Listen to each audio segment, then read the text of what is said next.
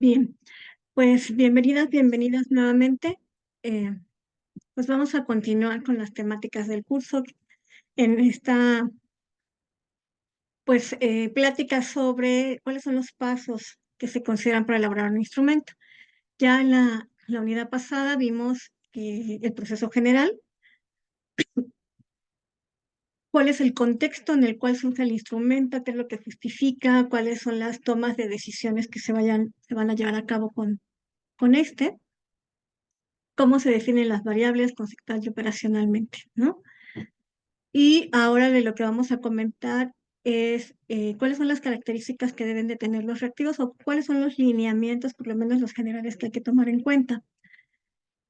Y posteriormente, la siguiente sesión, veremos en específico el formato de la escala Polikert, porque es una de las escalas más usadas en el contexto social. Y también veremos lo que es la tabla de especificaciones, ¿no? Con respecto a lo que son las características de los reactivos, si bien es que ya varios de ustedes tienen un instrumento, sí es importante tomar en cuenta estos lineamientos generales, dado que eso también nos va a permitir poder identificar si los reactivos que estamos considerando o del instrumento que nosotros estamos considerando, sus reactivos resultan también pertinentes para lo que nosotros queremos, ¿no? Eh, entonces, ustedes van a checar en el material que hay ciertos lineamientos, ¿no? Dependiendo del tipo de variable que estemos considerando, si estamos hablando de pruebas que se denominan de rendimiento óptimo o pruebas de poder, ¿no? Que no son otra cosa que instrumentos que tienen que ver con la medición de variables de conocimientos, de habilidades, destrezas, ¿no? Entonces, en ese sentido, lo que se pretende saber es qué tanto sabe la persona, ¿no? Qué tanto puede hacer, de qué es capaz, en esos términos de habilidades, destrezas y particularmente conocimientos. Nosotros podemos ya estar familiarizados con ellos, pueden ser eh, opciones de respuesta de elección binaria, como son sí y no, falso, verdadero, ¿no? Correcto, incorrecto, en donde se plantea pues la base, lo que denominamos la base reactiva, en donde está el planteamiento del problema, ¿no? O la descripción de lo que nosotros queremos que la persona nos diga si sabe o no sabe de qué estamos hablando, ¿no? Para que se pueda identificar qué tanto la persona conoce o sabe. Entonces, esta es una forma en la que se puede plantear el reactivo. Aquí lo que es importante es que haya congruencia en el reactivo y la base, ¿no? Porque probablemente habrá eh, algunos planteamientos en donde a la forma de responder, como que luego ya no checa mucho, ¿no? Por ejemplo, dices, ¿qué harías consideras que es diferente, ¿no? El planteamiento que se hizo con respecto a lo que se haya dicho, y la respuesta es, se presenta de esta manera, este elemento se considera así. Sí, en primera instancia lo que se pensaría es que sí o no, ¿no? Y ya se da la explicación, ¿no? Entonces, cuando tenemos un poquito esas pequeñas incongruencias, luego la gente no entiende bien a bien qué es lo que se pretende, ¿no? Entonces, tiene que ser um, como la secuencia lógica de cómo se va a responder en función de la pregunta, ¿no? Entonces, son cosas que hay que cuidar, ¿no? Bueno. Y dependiendo de qué es lo que queramos saber, es cómo se van eligiendo los formatos de respuesta o los tipos de reactivos, ya sean preguntas, afirmaciones o como una lista de cotejo, la secuencia de pasos que se van a seguir, ¿no?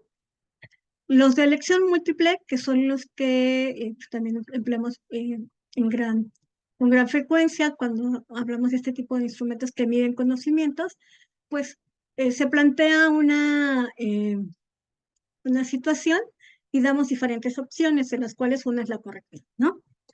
Poner opciones que sean como fácil identificación de que no es la correcta, no resulta pertinente porque lo que queremos es saber si la persona sabe, ¿no? Sino no qué tanto puede elegir la opción correcta por eliminación. Se suele considerar que las respuestas incorrectas sean los errores que frecuentemente cometen las personas, para que entonces sí se pueda diferenciar de aquellas personas que tienen muy claro el concepto o el procedimiento de aquellas que todavía tienen ciertos errores, ¿no? También tenemos otras de emparejamiento, en donde tenemos una serie de un listado donde pueden estar conceptos, y en otras donde puede estar la descripción del concepto, ¿no? Todo va a depender de qué es lo que queremos saber, ¿no? Eh, pues algunas de las recomendaciones es que solamente debe de haber una idea principal, y eso también aplica para las de rendimiento típico, ahorita vamos a ver. Que el enunciado sea comprensible, que no sea tan rebuscado, que sea tan amplio, de tal suerte que cuando terminamos de leer todo lo que dice la base del reactivo, ya se nos olvidó cuál era lo central, ¿no? Es decir, no hay que ponerle tanta carga cognitiva, es lo que denominamos a las personas, para que no se pierda dentro de lo que es el planteamiento, si no es necesario poner tantas cosas, ¿no? Que sea un lenguaje accesible, que no haya información irrelevante, ¿no? Y también que no haya una forma de inducirlos a cuál es la respuesta correcta, ¿no? Que los reactivos sean independientes unos con otros, es decir, que la respuesta de uno no dependa de lo que se respondió anteriormente, ¿no? Eh, todos los reactivos tienen que ser independientes entre sí. También graduar el nivel de dificultad, ir de lo más sencillo a lo más complejo, ¿no? Porque lo que queremos saber es hasta dónde sabe la persona, hasta dónde puede llegar, ¿no? Que no sean problemas en términos de la comprensión lectora, porque a veces luego los exámenes se vuelven de ese tipo, ¿no? Ya no estamos averiguando qué tanto sabe la persona, sino que también está comprendiendo el problema de él, que se considera que el lenguaje tiene que ser sencillo, digo, sin inducir a la respuesta, ¿no? Eh, también cuidar la ortografía, que la redacción sea clara. Esto de evitar el uso de negaciones, lo vamos a retomar ahorita con los de rendimiento típico, ¿no? Bueno, también dependiendo de cómo está estructurado el instrumento, eh, pues el número de extractores suele ser tres o cuatro, ¿no? Para que sean 5 opciones de respuesta, entonces esté la correcta, ¿no? Eso lo que hace es que se disminuye la probabilidad de que se vaya respondiendo por azar, ¿no? Bueno, eh, ahora, ¿cuáles son las pruebas de rendimiento típico? Las pruebas de rendimiento típico se refieren a las que miden opiniones, como la escala tipo Likert, ¿no? Intereses, actitudes, valoraciones, aspectos de personalidad, etcétera, ¿no? También tenemos un formato binario, que puede ser de acuerdo o desacuerdo, así nada más, ¿no? Entonces es un formato parecido es equivalente al del signo en una pregunta de rendimiento óptima, ¿no? Donde tenemos la respuesta correcta. Aquí no hay respuesta correcta, más bien es qué tanto la persona se está posicionando hacia una actitud favorable o desfavorable, ¿no?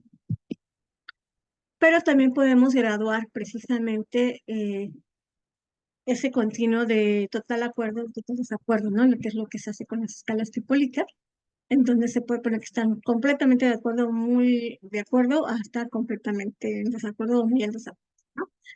La escala típica Likert plantea que son 5 niveles, ¿no? Pero también se puede ampliar a 7. Si la población no tendría dificultades para entender dentro de ese continuo, se pueden ampliar a 7. Pero aquí, ¿qué es lo importante? Que las personas se puedan posicionar a lo largo de ese continuo y que tengan la opción. Porque cuando es acuerdo o desacuerdo, habrá personas que depende un poco de la circunstancia, o no estoy tan de acuerdo, pero tampoco tan en desacuerdo, estoy como en un 80%, ¿no? Entonces, el que se abra el continuo les da esa posibilidad de que se puedan posicionar a lo que resulte más cercano para lo que ellas piensan o opinan, ¿no? Tenemos otro formato que se denomina diferencial semántico. Es un formato que suele utilizarse para valorar cursos, ¿no? ¿Qué tan útil, bueno, qué te pareció el curso? Útil, inútil, agradable, desagradable, interesante, aburrido, ¿no? Son pares de adjetivos contrarios en donde los espacios semejan como la escala tipo Likert, en donde la persona puede decir que si le, en este caso que es una descripción de ella misma, si se considera una persona muy, muy alegre, pues pone un tachecito en el espacio que está cercano a alegre, ¿no? Si se considera que es más bien triste, pues lo pone cercano al triste, ¿no? Pero si considera que es más o menos de un ánimo regular, por decirlo así, ni tan alegre ni tan triste, pues lo pondría en medio, ¿no? Por eso digo que semeja a una escala tipo Likert.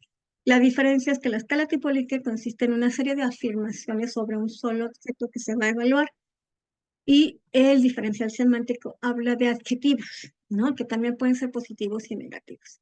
De tal suerte que a través de esta otra forma, nosotros podemos tener la valoración de las personas en relación al objeto que se le pide que, que haga una evaluación, una valoración, ¿no? Mm, ¿qué va a ser lo importante en las de rendimiento típico que se utilizan en el momento presente, ¿no? Si estamos midiendo opiniones, actitudes, valores, aspectos de personalidad que serán en este momento, ¿no? En tiempo presente.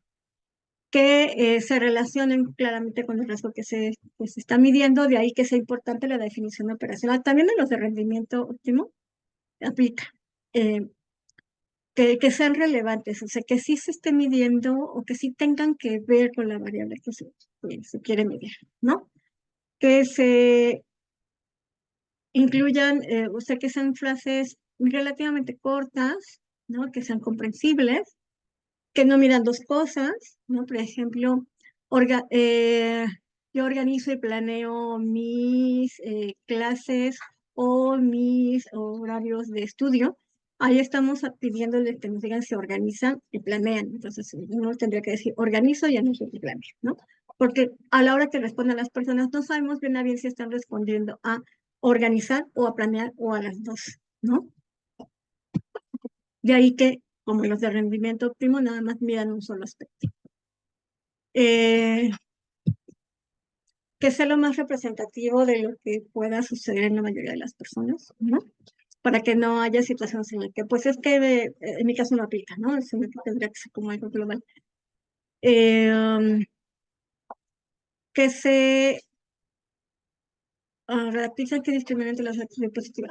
Que se consideren reactivos en un sentido positivo y en un sentido negativo, en términos de que no haya un sesgo a una tendencia de que si todo lo ponemos como algo favorable, ¿no? Las personas van a contestar, ay, sí, sí, sí, sí. O algo negativo, entonces también puede ser que contesten de cierta manera, entonces que vayan equilibrados, ¿no? Por ejemplo, si hablamos de autoestima, eh, soy una persona tan valiosa como cualquier otra, bueno, ese sería en un sentido afirmativo, ¿no? Pero para equilibrar la balanza, para que no todos vayan en ese sentido, se podría plantear alguna que dice, quisiera respetarme más a mí mismo, ese sería en un sentido negativo, ¿no? Y así las personas pueden tener como esas dos formas de poder valorar su autoestima, ¿no? Para evitar que precisamente se conteste de cierta manera. Ujú.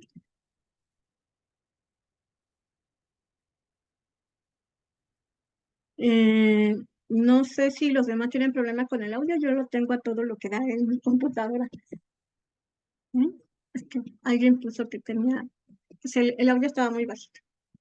Voy a tratar de hablar un poco más fuerte entonces. ¿Sí? Ok. eh, algo que también va a ser muy importante es el uso de las negaciones. O sea, el término no resulta poco deseable utilizarlo cuando planteamos afirmaciones, particularmente en la escala tipológica, ¿no?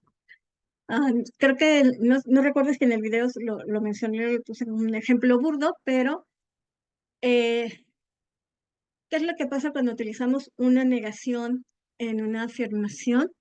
Nuestro cerebro trabaja en afirmativo y entonces nos puede costar un poco de trabajo entender lo que dice la afirmación y en consecuencia responder, ¿no? Entonces, el ejemplo burdo es cuando estamos comiendo alguna botana y le preguntamos a alguien, ¿no quieres?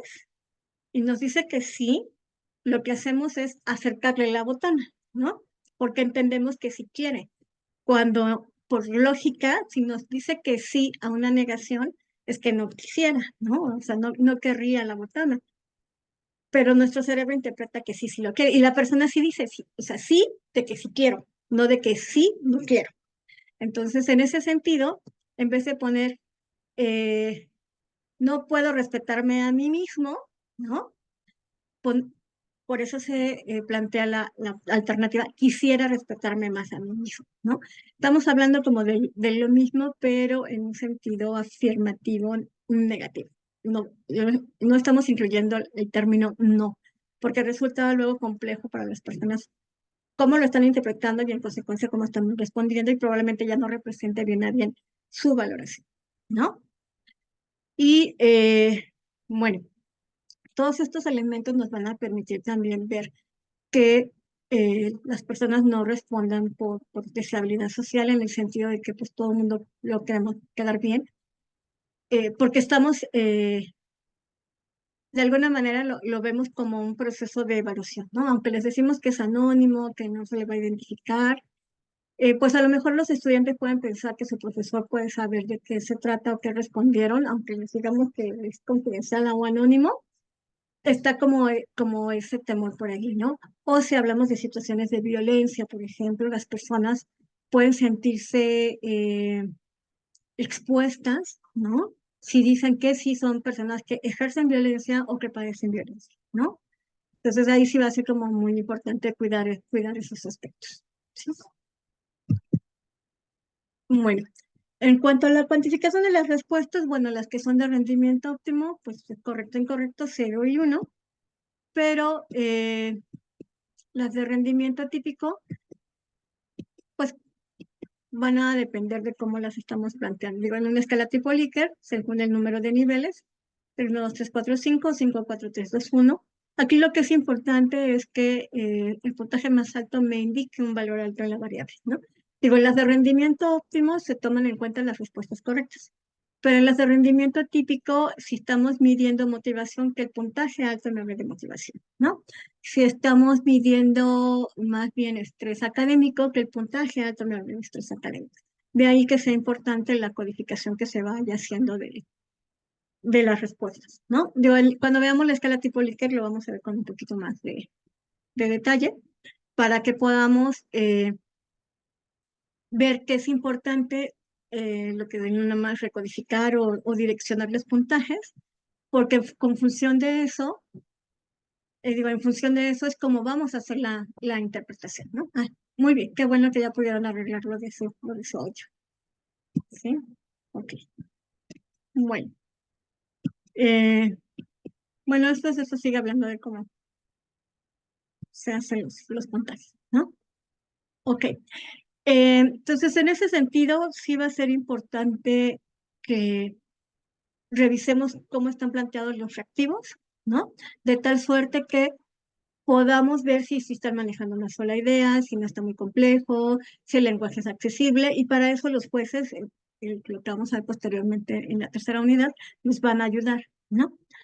Oscar Mauricio, tengo aquí a la mano el instrumento que me mandaste. ¿Lo podemos ver como ejemplo de lo que sería lo de los reactivos?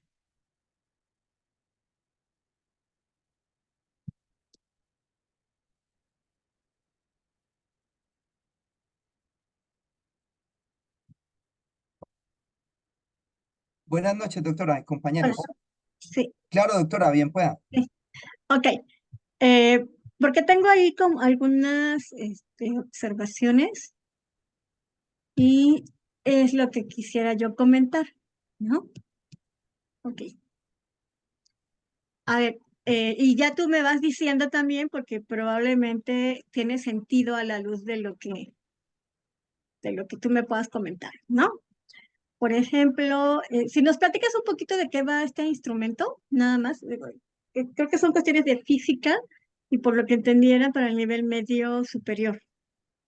Sí, correcto, doctora. ¿Sí? Es para medir el nivel en un tema que se llama colisiones. Ok. Entonces, ese cuestionario pues ya estaba elaborado por unas personas de México, de la UNAM. Y aunque a mí o sea, yo cambié para la investigación que yo estoy haciendo actualmente, lo cambié. Pero pues como ya lo tenemos ahí, sí, es sobre el tema de colisiones y estaba en pregunta abierta. Entonces lo que yo hice aquí fue adaptarlo a veces a ese 5 ítem, Mm. tendiendo a que sea una escala Likert. Esa era la idea. Ah, ok. Bueno, que ahorita que me comentas que son abiertas, sí me daba como un poco esa impresión de que resultaba Sí, conveniente, ¿no? Plantearlo así, pero tú lo que estás haciendo es como adaptarlo en ese sentido, ¿no? Yo no sí, sé si lo estás, si se podría plantear como escala tipo Likert, porque en realidad lo que tú quieres saber es si, qué tanto saben de las colisiones y qué también aplican los conceptos, ¿no? Entonces, en correcto, ese sentido, yo lo plantearía más como una prueba de rendimiento óptimo, es decir, qué tanto saben, ¿no? Y correcto. pensando en que vamos de lo más sencillo a lo más difícil, bueno, creo que también sería importante ver a partir de cuál es el nivel de lo que es lo sencillo, ¿no? Por ejemplo, bueno, se plantea que en una autopista un tráiler y un auto compacto chocan de frente, ¿no? Y ambos conductores pues salen ilesos sin problemas. Cuando se plantea cuál de estos dos vehículos sufre más daños, es el tráiler, el auto compacto, por igual un poco más el tráiler, un poco más el auto compacto. Digo, por mero sentido común, ¿no? Pues la respuesta es la B, ¿no? Entonces, aquí lo que sería importante plantearse es, si esa es una pregunta que es muy, muy, muy, muy fácil y que todos lo podrían responder, a lo mejor no tiene sentido plantearla porque ya de entrada se podría pensar que todos conocen la respuesta, ¿no? Digo, pero tú eres el que le sabe más al tema, entonces yo nada más te estoy comentando y dando mi opinión, porque ¿qué es lo que va a suceder con ese reactivo? Que todo el mundo te va a contestar que sí, que sí, que sí, que sí, ¿no? Entonces, si todo el mundo dice que sí, porque ya esa es la respuesta correcta, esa reactivo ya no te va a permitir discriminar, ¿no? Y lo mismo sería para la pregunta 2, pero si la intención es que desde ese nivel tan básico, básico, básico, se puede identificar cómo están percibiendo lo de las colisiones, puede quedar, ¿no? Solamente que a mí me da la impresión de que la gran mayoría te va a decir que es la B, que es la respuesta correcta por lo que estaba yo viendo en la clave que tú tienes, y probablemente ese reactivo Sí, no te va a ayudar a discriminar, porque lo que te pretende con las pruebas de rendimiento óptimo es que tú puedas diferenciar de los que saben de los que no saben, ¿no? Pero si esa puede ser el punto base, el punto de partida para lo que tú quieres, así que se justifica, ¿no? Ok. Ahora, tenía otros por acá. ¿Dónde? Ok, aquí creo que es en donde entra lo que me estás diciendo, porque cuando se plantea la problemática, ¿no? Eh, que dice que tienes a disposición tres medios para registrar lo que ocurre durante el choque, ¿no? Un correcto. sensor de fuerza, un sensor de movimiento, una cámara, y que explica cómo te ayudarían estos dispositivos para obtener los valores de fuerza, ¿no? Ok, si la instrucción dice que expliques, yo pensaría que entonces la respuesta tendría que ser abierta, es decir, que la persona te diga cómo plantea su explicación, porque ahí es en donde verías el proceso cognitivo que lleva a cabo para hacer toda la exposición de cómo utilizaría esos tres medios, ¿no? Si tú lo estás planteando como opciones de respuesta ya predeterminadas, entonces más bien sería que elija la opción que explica de la mejor manera o que da la explicación más adecuada a lo que se está planteando. Aquí se,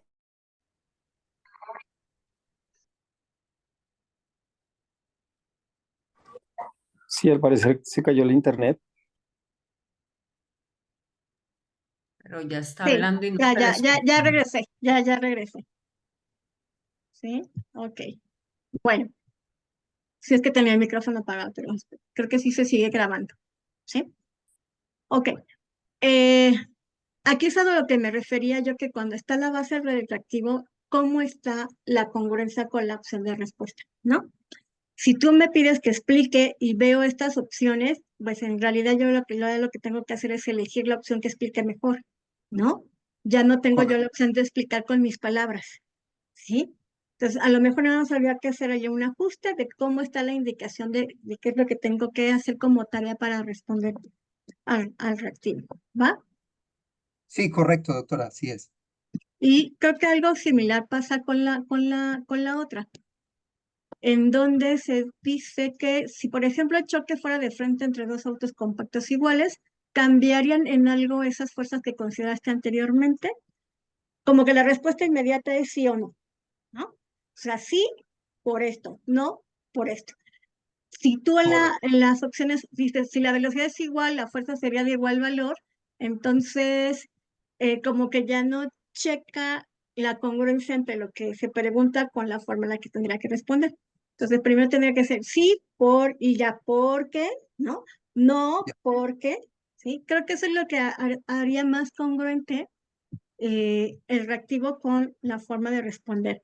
Entonces, desde mi opinión, sería cuestión de revisar todos los reactivos que tengan como esa consistencia, esa congruencia, para que después no vaya a haber como un problema de disonancia cognitiva entre lo que me están preguntando y lo que se está planteando, ¿no? Ahora, por Correcto. ejemplo, en este dice, si alguien te preguntara si en esta situación vale o se aplica la tercera ley de Newton, ¿qué le responderías y cómo le explicarías tu respuesta? Ahí se están pidiendo que haga dos cosas. ¿Cómo le voy a responder y cómo se lo voy a explicar? Entonces, ¿qué es lo que pretende realmente? ¿Que yo le pueda explicar o cómo le respondería yo? Porque sí puede ser como, puede causar como un poco de ruido. Es que si yo le respondo, pues ya le estaría explicando o nada más se quiere que yo explique o cómo le respondería, porque a lo mejor se lo hago con un dibujo o se lo ilustro con los coches. Eso sería como la forma de responder, ¿no? Sí, correcto.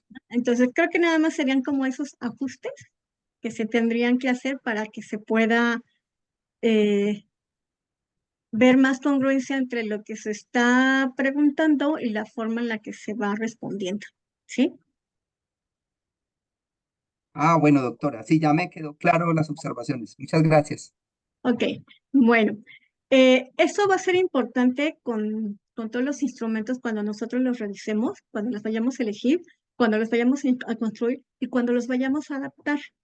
Porque puede ser que a lo mejor en el instrumento que nosotros estamos tomando como referencia, se haya un reactivo que tenga dos ideas y que a la luz de lo que estamos comentando y para la población, pero a la que vaya dirigido el estudio que nosotros estamos haciendo, pues sea más conveniente plantearlo en dos reactivos, ¿no? Eso va a ser muy, muy importante tenerlo presente, porque si no las personas nos van a contestar a una cosa, a una u otra o a las dos, y ya no vamos a saber bien a qué están respondiendo, ¿no? De ahí que sea importante que todos los reactivos sean independientes en ese sentido, ¿no?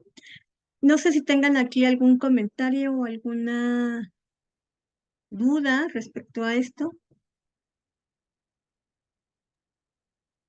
Doctora, yo tengo una preguntita. Sí, ¿Hasta qué punto uno cuando, supongamos, consigue un instrumento pues ya elaborado, le puede hacer cambios? Porque, por ejemplo, cuando yo hice esas adecuaciones, pues sé que habían lo que usted me estaba comentando ahorita, pero me dio temor cambiar al original, pues cambiar el original. Entonces, ¿hasta qué punto uno puede hacer cambios en un instrumento ya elaborado? O sea, ya cuando las... ok. Eh, En este caso, como tú lo estás pasando de preguntas abiertas a preguntas cerradas, eh, estarías ya haciendo una versión eh, de, ¿no? En la cual implicaría más bien como una adaptación, porque estás modificando las opciones de respuesta, no se están quedando como abiertas, por lo que estoy entendiendo que es el instrumento original.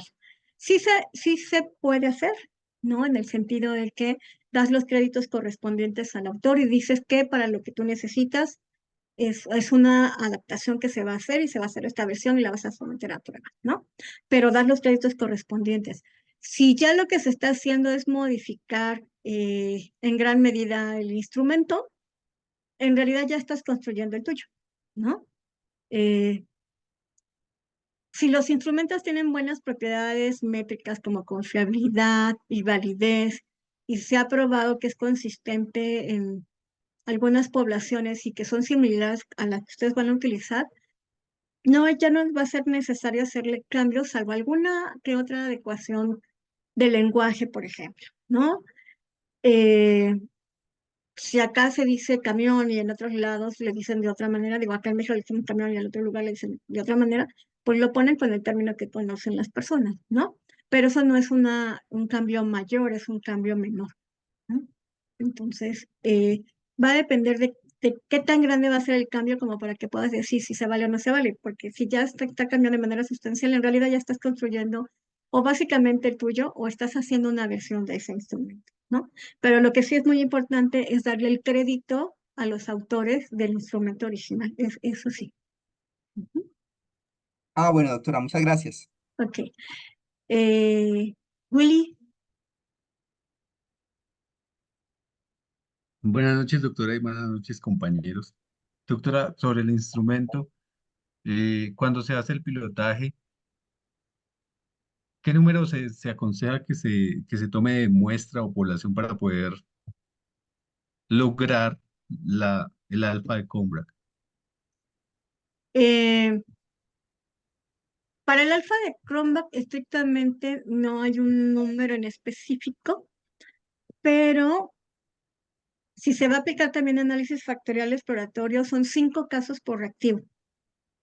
Generalmente el alfa de Cronbach, cuando lo utilizamos en escala tipo Likert, se acompaña del análisis factorial exploratorio para que podamos identificar cómo se organizan los reactivos y ya en función de eso vemos su confiabilidad. Entonces, si tienes un instrumento con 10 preguntas y si son 5 casos por reactivo, necesitarías una muestra de por lo menos 50 casos, ¿sí? Eh, Dependiendo también del tamaño de la población, es recomendable tener en el pilotaje tamaños de muestra de 100 casos, ¿sí? En nuestro caso, que trabajamos con los grupos que ya están formados, a veces eso puede resultar complicado, ¿no? Pero dependiendo del número de reactivos del instrumento, podríamos considerar 5 casos por reactivo y en función de eso, estimar el tamaño de la muestra, ¿no? Sí, señora. Entonces, es que tengo un par de dudas al respecto, con base en ello. Ujú, La prueba que yo apliqué, bueno, primero, cuando se hace el pilotaje, ¿se puede trabajar con muestras de diferentes lugares? Lo digo es por lo siguiente, si yo le ujú. hago el pilotaje a la población en donde yo estudio, de trabajo, perdón, de pronto los resultados que me va a dar la prueba, pues no me va a dar el alfa tan confiable porque de pronto el nivel académico de esa población no es alto, pero de pronto si lo aplico en otras instituciones en donde tienen mejores rendimientos académicos, van a hacer que suba y cuando yo tenga, digamos, la aplicación a más de 100 estudiantes de diferentes zonas, de diferentes municipios, pero en el mismo grado, de pronto sí va a generar un mejor alfa. Sí, pero yo te sugeriría entonces que para la población de tu interés cheques si se tienen que hacer adecuaciones al instrumento para que tu población sí lo pueda entender. Porque si vas a calcular la confiabilidad con una población que tenga un nivel de comprensión mucho más alto de la que en la población en la que tú vas a hacer tu estudio final, eso sí es un factor importante a considerar, porque entonces es confiable en la población donde sí lo entienden mejor que en la que tú lo vas a ocupar. Y lo que deseamos es que el instrumento sea acorde al contexto en el que se va a llevar a cabo el estudio. Entonces, en ese sentido, mi sugerencia es que revises el instrumento, que hagas las adecuaciones que se requieran para que la población de tu interés lo pueda entender, ¿sí? Y que con poblaciones con características similares, si es que no cubres el tamaño de la muestra que se requiere, lo puedas aplicar porque si no, entonces lo estás aplicando en una población distinta y ya no va a ser de utilidad en el contexto en el que tú lo vas a aplicar, ¿no? Entonces, Profe, mi pero es que preferencia yo sería parto de ahí. un principio. Sí, señora, discúlpeme, profe, pero es que yo parto de un principio. Por ejemplo, matemáticas, la matemática es determinística. Entonces, el resultado de una operación es único. Ujú. ¿Sí? Si digamos, le planteo el enunciado tal cual dice un punto en el reactivo. Al simplificar la expresión 25 menos 48 se obtiene A menos 73, B 23, C menos 23. La pregunta es clara y la puede entender cualquier estudiante. La diferencia ahí, que Ah, ok. forma parte de la tesis, es que lo que yo busco entender en ese reactivo es si el estudiante sí comete un error de conceptos previos porque no maneja el signo. ¿Sí? Ah, ok. Entonces, Sí, entonces mi punto, estamos hablando de otra cosa. Ahí ya estamos hablando de qué tanto saben las personas, no qué tanto pueden comprender el reactivo, ¿no? Sí, entonces sí, o sea, sí. sí Sí, vale, sí lo podrías aplicar en una, o sea, la población, ¿para qué nivel educativo es? grado octavo. Son Grado estudiantes octavo, entre 11 y 12 años. 11 y 12 años. Ok. Si lo No vas a mentiras, aplicar perdón, perdón, 13 y 14. ok, lo que puedes hacer es aplicar el instrumento digo, si en la institución en la que tú estás no es suficiente la muestra, a las instituciones educativas que estén cerca de la zona para que sea más o menos el mismo contexto, ¿sí? Pero sí, ya entendí a lo que te refieres, más bien no es tanto que no puedan comprender el instrumento, pero sí llega a pasar, ¿no? Sino que más bien el nivel que tienen de conocimientos es menor en comparación con otros lugares, pero sí lo podrías aplicar en otros institutos que estén aledaños a la zona de tu interés para que sea más o menos la misma población, ¿sí? Para que puedas calcular la confiabilidad. Y en ese sentido, cuando ya tengas la confiabilidad, ahora sí ya lo puedes aplicar en tu estudio definitivo. Ujú. Profe, yo tengo otra pregunta sobre el alfa. Es que ese me parece que es como una piedra en el zapato en el diseño, porque de verdad, si no da el alfa aceptable, pues obviamente uno no podría avanzar. Pero mi pregunta es, ¿cómo, cómo se logra calibrar el alfa, bueno, el instrumento para que dé el alfa? Si entre lo que leí o de pronto estoy interpretando mal, el alfa de Cranbrook se utiliza solamente en instrumentos que tienen escalas Likert. Y cuando yo estoy haciendo una prueba de matemáticas, como había dicho, es determinística, pues nunca voy a utilizar una escala Likert porque o es una cosa o es la otra. En cambio, en la escala Likert tengo niveles de respuesta. Sí, lo que vas a utilizar tú no es el alfa de Cronbach como tal, porque efectivamente se aplica para instrumentos politómicos, es decir, que tienen más de dos opciones de respuesta. Para eso se utiliza el KR20. En Mm. SPSS lo calculas con el alfa porque es equivalente, ¿no? Se los voy a mostrar, pero es ya prácticamente de los últimos temas que vamos a ver, ¿sí? ¿Cómo se hace la depuración cuando haces el análisis? Ok. SPSS nos da este resultado, ¿no? Nos da una tablita antes para decirnos cuál es el alfa. El alfa mínimo es de 0.70 para decir que el instrumento tiene buena consistencia, ¿no? Que es un buen termómetro. Pero ¿qué es lo que pasa cuando tenemos reactivos que no funcionan? En esta última columna que dice, ¿qué pasa con el alfa si vuelvo yo a hacer el análisis, pero ya no incorporo ese reactivo? Cuando este valor alfa, que corresponde a un reactivo en particular, es mayor que el general, ¿sí? Por ejemplo, en este caso, el alfa es de 0.86. Súper confiable. Sí, es confiable, pero yo puedo seguir depurando. ¿Por qué? Porque si yo quito este reactivo que es el 4, sigue subiendo, ¿no? Y este sigue subiendo. ¿Qué es lo que pasa en esta columna que dice correlación ítem total? Eh, Estos valores me hablan de qué tanto se relaciona el reactivo con todos los demás. Aquí lo deseable es que tengan valores de 0.40 en adelante. Si son bajitos, lo que quiere decir es que el reactivo no es tan buen elemento del equipo, ¿no? Por llamarlo de alguna manera. Entonces, si yo elimino este reactivo de acá y este de acá, el alfa va a subir más, ¿sí? Eh, En este caso, lo que tendrás que hacer es ver qué reactivos son los que, en esta última columna que dice alfa, el alfa es mayor que el que tienes acá de manera global. Y eso es hacer la depuración, es decir, vuelves a correr el análisis, pero quitas ese reactivo, es decir, ya no lo consideras, y vas viendo cómo se modifica el alfa. Cuando tienes un alfa aceptable, lo más cercano a 0.70, porque a veces sucede que no llegan a 0.70, se quedan en 68 o 69, y ya no hay forma de quitar más reactivos, porque si no también pierdes mucha información, ¿no? Hasta ahí llegas. Y eso es lo mejor que pudiste conseguir, ¿no? Entonces, esa es la forma en la que lo podrías hacer, te digo. SPSS no maneja el KR20, pero el alfa de Cronbach es como el equivalente que tendría SPSS al KR20 para lo que tú estás haciendo, ¿no? Entonces, esa sería la forma en la que lo podrías tú ir depurando tu instrumento para ver ya con cuántos reactivos te quedas. Ujú. Bueno, sí, señora, gracias, profe. Ok. Bueno. Rocío, Buenas noches, doctora. buenas Em, noches. yo quería saber si las variables sociodemográficas eh, se deben incluir al inicio del instrumento y también si van en la tabla de operacionalización de las variables. Por ejemplo, yo quiero saber la edad, el sexo, el nivel educativo de los padres y el estrato socioeconómico. A ver si Ok. eso influye en mi trabajo.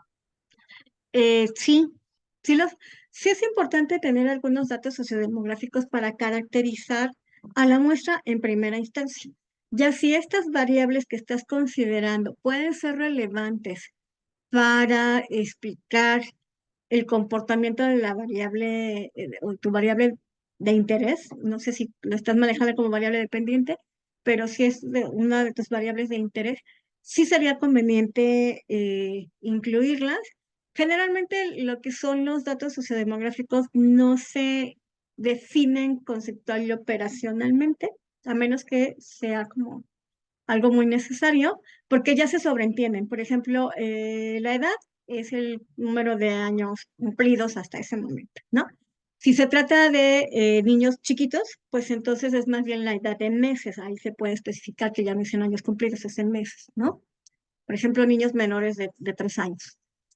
Eh, el estado civil o la ocupación, el nivel socioeconómico, digo, no se definen estrictamente porque se pueden sobreentender, pero por ejemplo, para el nivel socioeconómico sí se puede decir que estás tomando como referente, ¿no?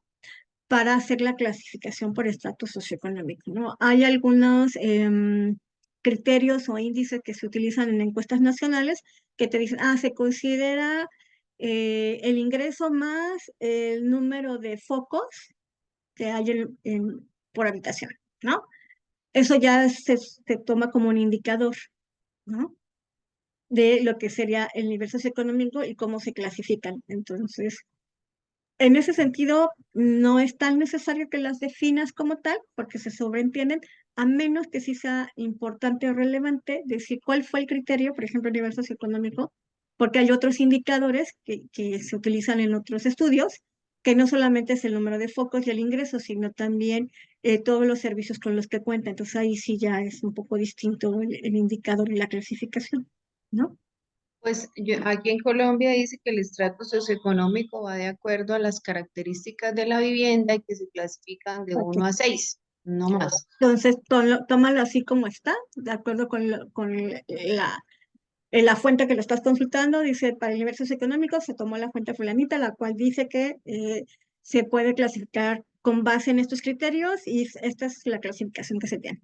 Creo que sería importante que lo consideraras, pero lo que es la edad, sexo, generalmente eso no se No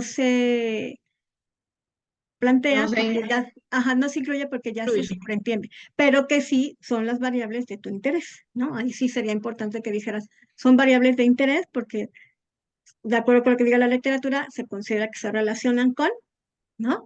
Entonces, ahí sí, pero ya definirlas como tal no es tan necesario.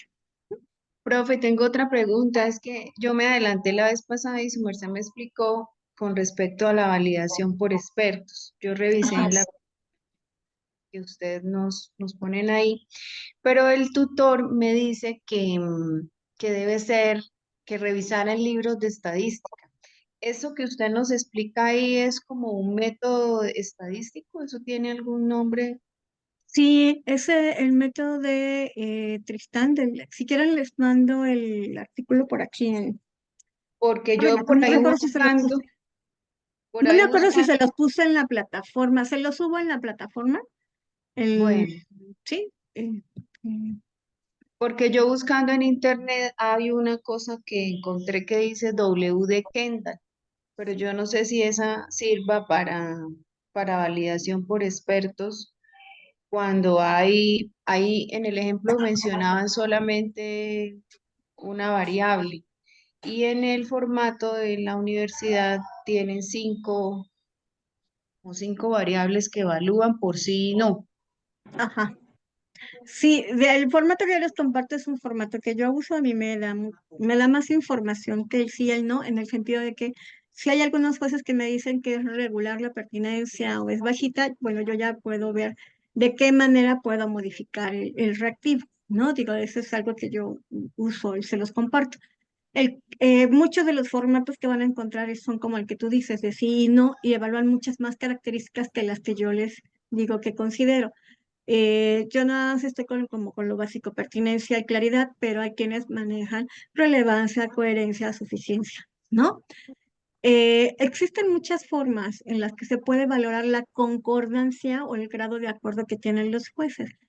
Lo que hace la W de Kendall es ver si los jueces están teniendo el mismo orden, ¿no? Como si estuviéramos seleccionando candidatos y decir cuál es del mejor al peor candidato. La W de Kendall eso es lo que hace, evaluar si el orden que dio un juez coincide con el orden que dio otro juez y así sucesivamente, ¿no?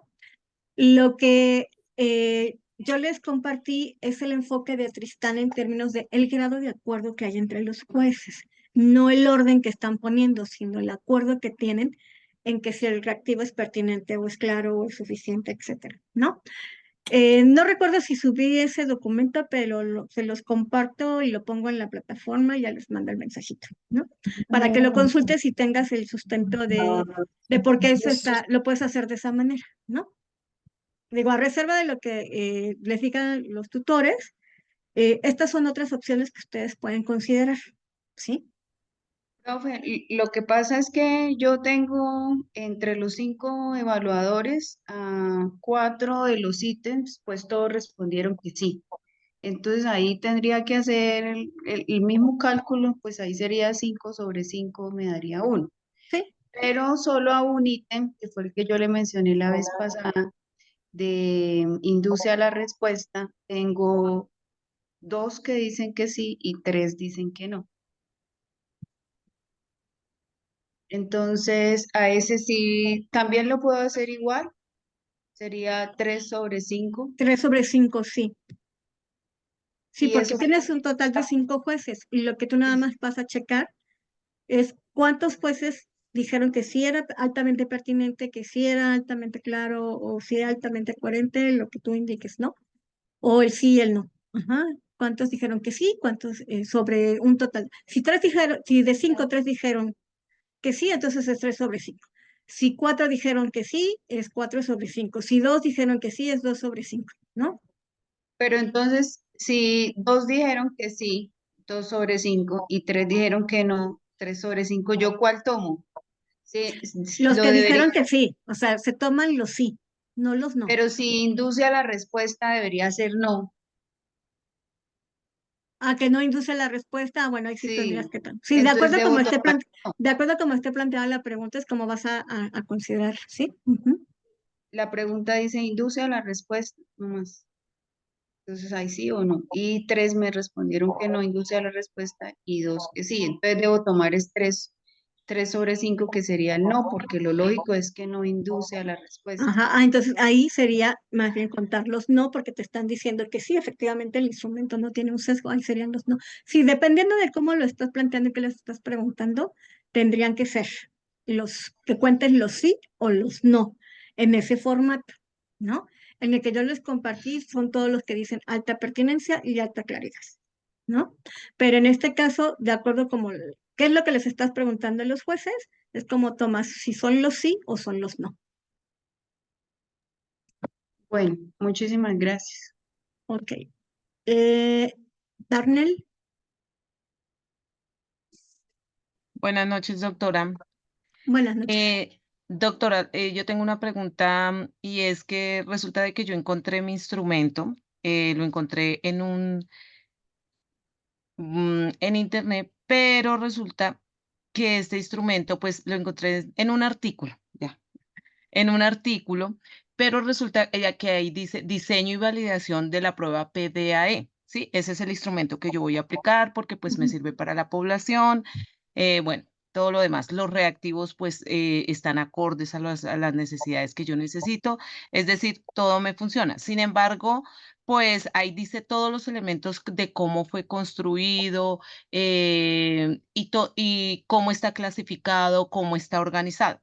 Sin embargo, digamos, están los ejemplos en los ítems de cómo fue que se diseñaron y se plantearon dentro de la prueba para cada uno de los reactivos. Yo lo que hice fue cambiar las imágenes porque pues como me dan el ejemplo, pues no tengo las imágenes que Ok. la autora puso en el instrumento pues que ella planteó. Entonces yo lo que hice fue, de acuerdo a los ejemplos, pues yo iba colocando las imágenes y pues iba haciendo el paso a paso como el instrumento como ella lo planteó.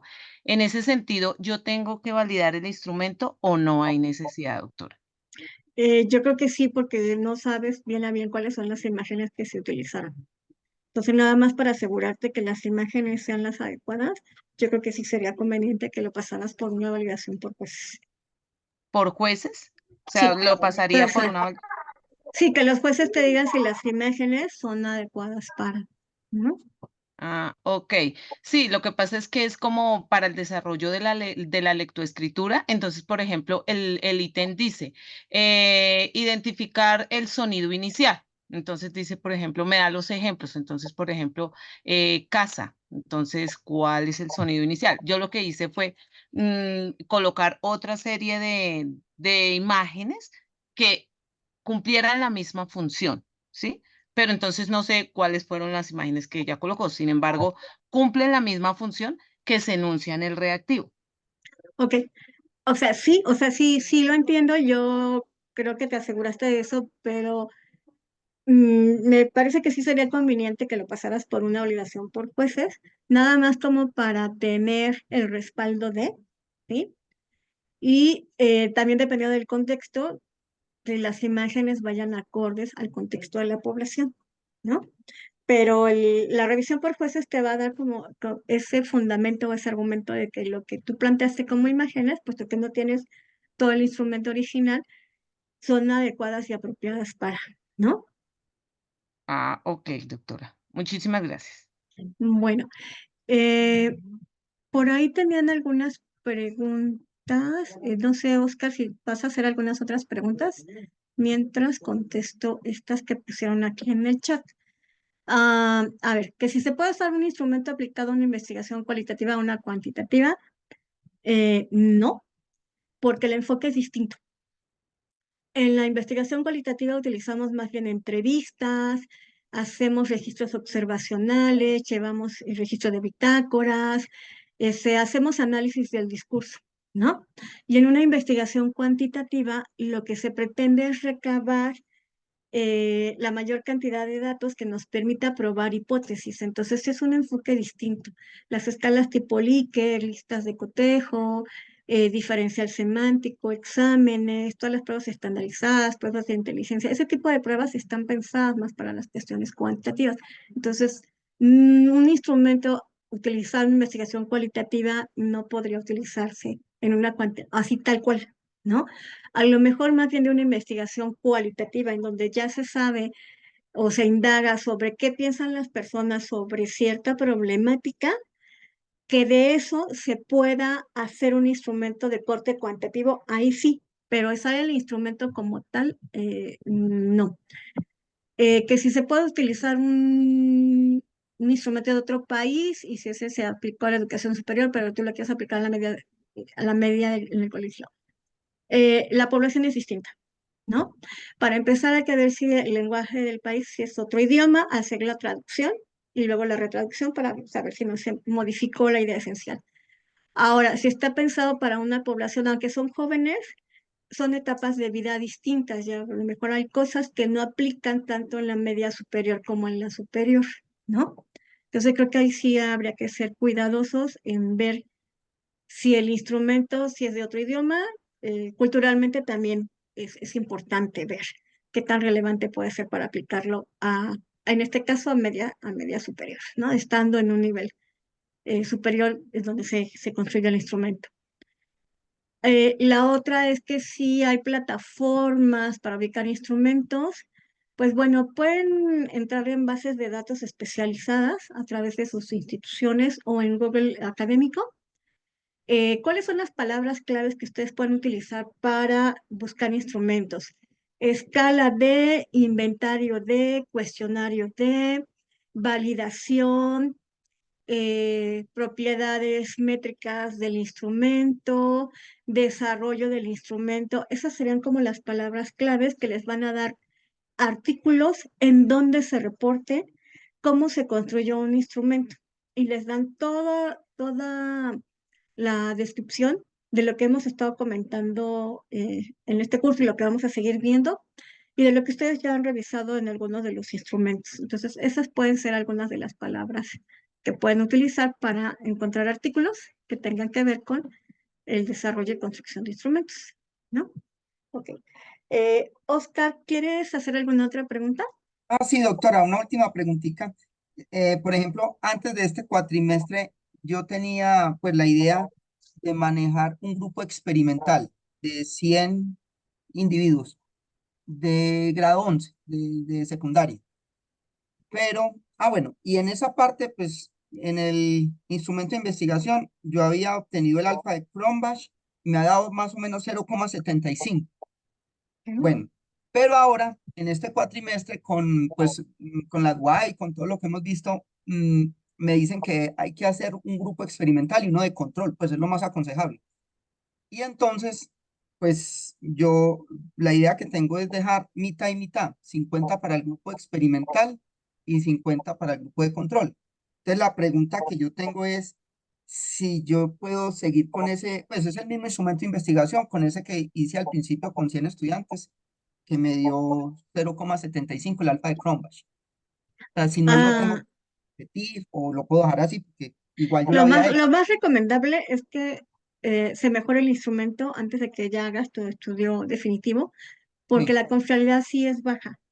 La confiabilidad aceptable es de punto sí, 70, ¿sí? punto 70. Punto 70 para decir que el instrumento o sea, tiene buena confiabilidad.